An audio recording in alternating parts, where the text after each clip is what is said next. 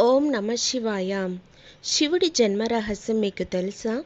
మహాశక్తి స్వరూపుడు శివుని గురించి ప్రత్యేకంగా చెప్పాల్సిన పని లేదు.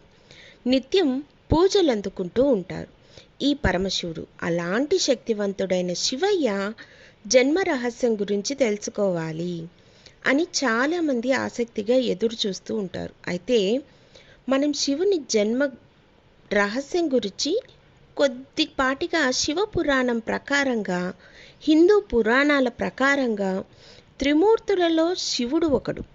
మొదటివాడు బ్రహ్మ, విష్ణు, శివుడు. శివుడి జన్మ స్వయంగా జరిగింది అని అంటారు. అంటే ఆయనకు తల్లిదండ్రులు లేరు. అందుకే ఆ నీలకంఠుడిని స్వయంభూ అంటారు.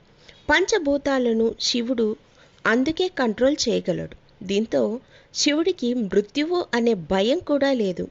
విష్ణు పురాణం ప్రకారం విష్ణువు నుదుటి నుంచి వచ్చిన తేజస్సు కారణంగా శివుడి జన్మ జరిగింది. విష్ణువు నాభి భాగం నుంచి బ్రహ్మ ఉద్భవించాడు. శివపురాణంలో విష్ణువు జన్మ గురించి ఇలా రాసి ఉంది. శివుడు ధ్యానం చేస్తూ రుద్రాక్షమాలను లెక్కిస్తూ ఉన్నప్పుడు ఓ రుద్రాక్ష నుంచి విష్ణువు జన్మించాడు. ఇక్కడ గమనించినట్లయితే విష్ణు పురాణం, శివపురాణం రెండు ఒకదానినొకటి మరొకటి విరుద్ధంగా ఉంటాయి. ఇలా ఒక్కో పురాణంలో ఒక్కో విధంగా శివుని జన్మ గురించి ఉంది.